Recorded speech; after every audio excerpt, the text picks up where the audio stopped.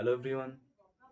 দেখো, ডাক্তার অথবা ইঞ্জিনিয়ার হওয়ার ইচ্ছা বা এতে ইন্টারেস্ট প্রত্যেকের থাকে, এবং প্রত্যেকটা স্টেটে এগুলোর জন্য মানে মেডিকেল ফিল্ড এবং ইঞ্জিনিয়ারিং ফিল্ডের জন্য বিভিন্ন এন্ট্রান্স এক্সাম হয়ে থাকে। সেরকমই আমাদের ওয়েস্ট বেঙ্গলে একটি এন্ট্রান্স এক্সাম হচ্ছে ইঞ্জিনিয়ারিংয়ের জন্য, বিটেক ইঞ্জিনিয়ারিংয়ের জন্য। সেটা হচ্ছে WBJE, যেটা শুরু হয়েছিল 1962 সালে, conducted by West Bengal joint entrance examination board.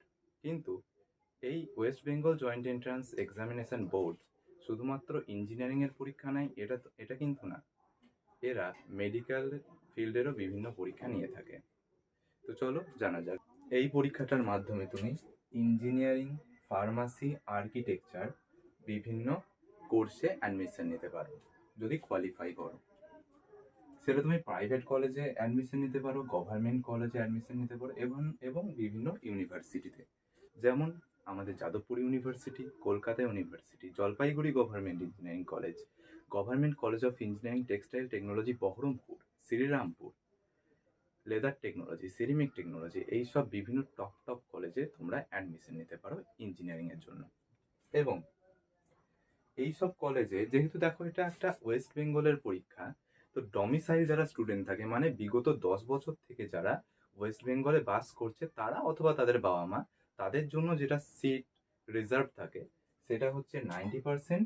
এবং যারা অল ইন্ডিয়ার মধ্যে পড়ছে, অল ইন্ডিয়া মানে বাইরের যারা ছেলে মেয়ে, ওয়েস্ট বেঙ্গলের বাইরের যারা ছেলে মেয়ে, তাদের জন্য হচ্ছে 10%।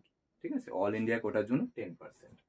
এবং এই পরীক্ষা 3টে সাবজেক্টে হয়, ফিজিক্স, কেমিস্ট্রি, ম্যাথামেটিক্স। দেখো, তুমি যেহেতু ইঞ্জিনিয়ারিং স্টুডেন্ট তো তোমাকে ম্যাথ তো রাখতেই হবে ভাই, তো অবশ্যই 11-এ তোমাকে সায়েন্স ব্যাকগ্রাউন্ড হতে হবে, ম্যাথ রাখতে হবে, ফিজিক্স রাখতে হবে, কেমিস্ট্রি রাখতে হবে। বায়োলজি যেহেতু মেডিকেল ফিল্ডের বিষয়, তোমাকে এই এক্সামে ইঞ্জিনিয়ারিংয়ের জন্য না রাখলেও চলবে। এবং 12-এ যারা আনরিজার্ভড ক্যাটাগরির মধ্যে পড়ছো, জেনারেল ক্যান্ডিডেট, তাদের জন্য হচ্ছে 45%। এবং যারা কোনো কিছু রিজার্ভড ক্যাটাগরির মধ্যে পড়ছো, সেটা হতে পারে ওবিসি, এবি, এসসি, এসটি, তাদের জন্য 40% নাম্বার লাগবে 12-এ। তাহলে আনরিজার্ভ ক্যাটাগরির জন্য 45%, রিজার্ভ ক্যাটাগরির জন্য 40%। এবং এই পরীক্ষাটাতে থাকে ফিজিক্স, কেমিস্ট্রি, ম্যাথামেটিক্স।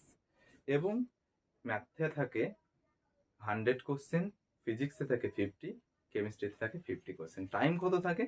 টাইম থাকে 4 আওয়ার্স। এবার শোনো,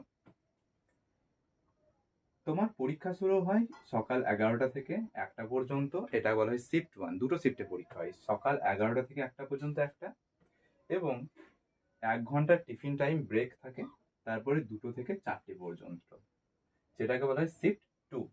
টোটাল 4 আওয়ার্সের এক্সাম হয়। এবং নাম্বার থাকে 200 নাম্বার থাকে, 200 নাম্বারের পরীক্ষা হয়। এবং আনরিজার্ভড ক্যাটাগরির জন্য 45%, এবং কোনো রিজার্ভড ক্যাটাগরি যেমন ওবিসি, এবি অথবা এসসি, এসটি, এই ধরনের ক্যাটাগরির জন্য 40% লাগবে ক্লাস 12-এ। এবং অবশ্যই 12 সায়েন্স ব্যাকগ্রাউন্ড হতে হবে তোমাকে, ঠিক আছে? এবং দেখো, এক্সাম কিন্তু ওএমআর বেসড হবে, ঠিক আছে? ওএমআর বেসড মানে তোমাকে পেন পেপারে এক্সাম দিতে হবে, ঠিক আছে? কোশ্চেন যথেষ্ট লেন্দি হয়, যথেষ্ট ট্রিকি, ঠিক আছে? গোল্লা পাকিয়ে পাকিয়ে অ্যান্সার দিতে হবে, যথেষ্ট লেন্দি। সায়েন্সের কোশ্চেন যথেষ্ট ডিফিকাল্ট। এবং এই পরীক্ষার যদি কোশ্চেন স্ট্যান্ডার্ডিটির ব্যাপারে কথা বলি, কোশ্চেন কেমন স্ট্যান্ডার্ডের হয় WBJE এক্সামের, দেখো, ইজি মডারেট বা মডারেট হার্ড বললেও ভুল হবে, কোশ্চেন যথেষ্ট হার্ড লেভেলের হয়, ঠিক আছে? কারণ ভাই, 100টা কোশ্চেন 2 ঘন্টায় ম্যাথামেটিক্সের যেই লেভেলের, ইটস নট ইজি, মুখের কথা না ভাই, ঠিক আছে? যারা এক্সাম কোয়ালিফাই করে তারা জানে, বা যারা বসে তারা জানে, অথবা যারা যেই পড়ায় তারা WBJE কোশ্চেন জানে, যেই এক্সামের কোশ্চেন কেমন হয় তারা তোমাকে বলতে পারবে, ঠিক আছে? যারা পড়ায় বা যারা পরীক্ষা দেয়, 2 ঘন্টায় ম্যাথের 100টা কোশ্চেন কোয়ালিফাই করা, আবার ফিজিক্স, কেমিস্ট্রি 50, 100টা কোশ্চেন 2 ঘন্টায়, তুমি যেই মেন দাও ওতে সময় বেশি পাওয়া যায়, ঠিক আছে? তা মাত্র 4 ঘন্টায় 200টা কোশ্চেন, ঠিক আছে? ভুলে যাও, সেরকম ভালো লেভেলের প্রিপারেশন দরকার। আচ্ছা, এবার তোমাকে আমি একটা ভিডিও দেখাতে পারি যেখানে একটা বড় ইনস্টিটিউট বা বলা ভালো এডুকেশনাল প্ল্যাটফর্ম এর স্যার কি বলছে ডাব্লিউবিজেই এক্সাম সম্পর্কে। চলো দেখো। ডব্লিউবিজেই যে লেভেল, সেই লেভেলটা অবশ্যই যেই লেভেল বা তার থেকে একটু উপরে। অর্থাৎ ডব্লিউবিজেই প্রিপারেশন যদি আমরা করি এখান থেকে, যেই মেন এবং অ্যাডভান্সের প্রিপারেশন আমাদের সঙ্গে সঙ্গে হয়ে যাবে। আচ্ছা, আর যেটা মিনিমাম এজ লিমিট থাকে সেটা হচ্ছে 17, ঠিক আছে? 17 মিনিমাম এজ লিমিট।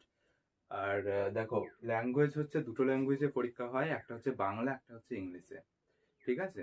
অনেকে ভাবতে পারে যে ওয়েস্ট বেঙ্গলের পরীক্ষা মানে ইজি হবে, ঠিক আছে, ও মুখেই চলবে, ওরকম কোনো ভাবার কোনো কারণ নেই, ঠিক আছে? কেমিস্ট্রি কোশ্চেন মানে একই হয় যেই মেন এবং ডাব্লিউবিজেইতেই, কিন্তু ফিজিক্স আর ম্যাথে অনেক ডিফারেন্স হয়ে যায়, ঠিক আছে? লেন্দি প্লাস অনেকের মতে না, বাস্তবেই যেই মেনের থেকেও সময়ের ভিত্তিতে অনেক হার্ড, ঠিক আছে? ওসব বাজে কথা বলে লাভ নেই, ঠিক আছে?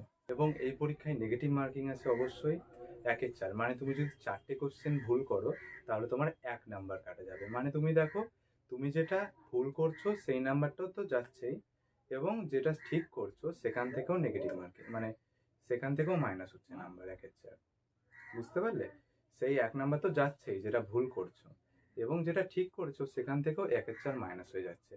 তো চেষ্টা করবে এই পরীক্ষায় অ্যান্সার না জানলে না করা। তো থ্যাংক ইউ এভরিওয়ান, অবশ্যই তোমরা জানতে পারলে যে ডাব্লিউবিজেই এক্সাম কি এবং এই এক্সামের মাধ্যমে কি কি হওয়া যায়, ক্লাস 12-এ সায়েন্স ব্যাকগ্রাউন্ড হতে হয়, কি কি এলিজিবিলিটি ক্রাইটেরিয়া থাকে, সবকিছু তোমরা জানতে পারলে। Thank you.